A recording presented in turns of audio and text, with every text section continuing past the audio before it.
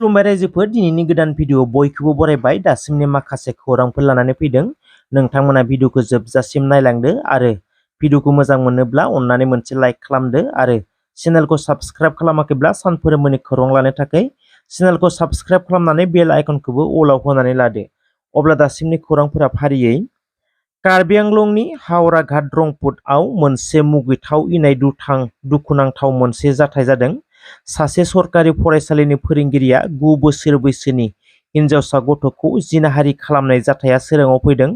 मिथिनाय बादिब्ला गौतम नाथ मुंनि सासे टेट फोरोंगिरिया गावनि गामिसेनिनो 9 बोसोरनि हिनजावसा गथ'खौ जिनाहारि खालामनाय जाथाया ओनसोलाव उन्दै हिनजावसा गथ'फोराबादि रैखाथि गैयै थासारियाव दङ, बियो ओनसोलाव गिखांनाय लाबोदों। हिनजावसानि बिफाया फोरमायनाय बायदिब्ला जाथाय जानायनि सानब्रैनि उनावसो गुबै बाथ्राखौ मोनथिनो मोन्दों। हिनजावसाया गौतमनि न'आव सम सम थांबाय थायोमोन बेरायनो। बेबायदिनो थांनाय 26 खालारखालि हिनजावसाया गौतम नाथनि न'खराव बेरायनो थांदोंमोन, जेराव गौतमआ न'आव रावबो गैयैयाव खाबु लानानै गावनि न'आवनो हिनजावसाखौ जिनाहारि खालामदों होनना बिफाया फोरमायदों।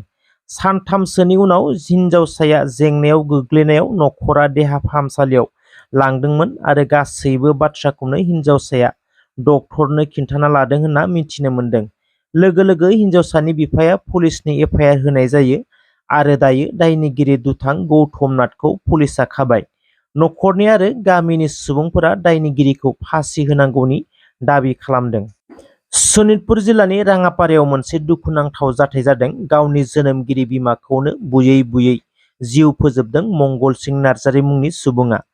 सनितपुर जिल्लानि राङापारा हालामनि लाइगांपारा गामिनि मंगल सिं नार्जारीया गावनि जोनोमगिरि बिमा मन्जु नार्जारीखौ बुयै बुयैनो जिउ फोजोबनाय जाथाया ओनसोलनि रायजो राजाखौ जोबोरैनो दुखु मोननाय थासारि लाबोदों।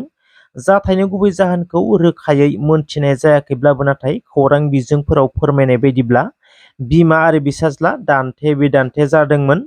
जाउनाव बिसाज्लाया रागाखौ हमथानो हायाखै। जाउनाव गावनि जोनोमगिरि आंगोनि बिमाखौनो बुयै बुयै बुथारदों होनना खौरां मोन्दों।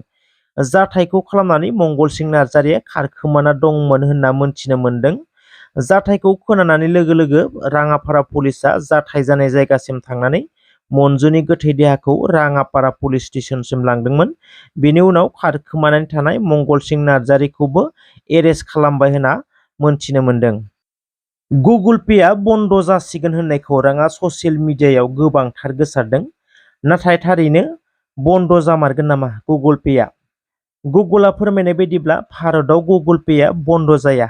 जेरै सोलिदों बेबायदियैनो सोलिबाय थागोन आरो सिंगापुरावबो बन्द जाया, जेरै सोलिदों बेबायदिनो सोलिबाय थागोन।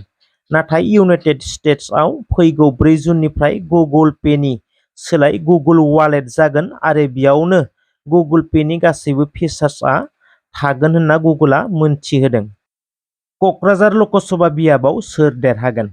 मख'नो गोनांदि एमपि नब कुमार सरनियाया थांनाय 10 बोसोर कक्राझार लकसभायाव एमपि जाबोनानै 2024 मायथाइनि एमपि इलेक्शनखौ कक्राझाराव गेलेनो मोनासैब्लाबो जिएसपिनि जानानै जाय बिजाथिया गेलेदों, बे बारावबो जिएसपिनि बिजाथियानो कक्राझाराव देरहागोना रोखा होननानै बुंदों नब कुमार सरनियाया।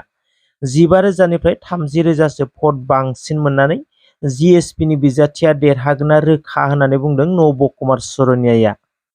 बाक्सा जिल्लानि बरमा पुलिस थानानि सिङाव थानाय दलबारियाव मोजां मोनलायनाय सासे सेंग्रा आरो सासे सिख्लाया गावसोरखौनो फोजोबना लादों। जाथायनि सायाव मोनथिनाय बायदिब्ला दलबारि गामिनि हरबेसर बर्मन मुंनि सेंग्राया धनदा बर्मन मुंनि सिख्लाजों माखासे बोसोरनिफ्रायनो मोजां मोनलायबोदोंमोन। बिसोर सानैबो गामि मोनसेनिनोमोन, नाथाय सानैबो गावसोरनि जिउखौ फोजोबना लानायनि आन्दोआव माखासे जाहोनखौ मोनथिनो मोन्दों।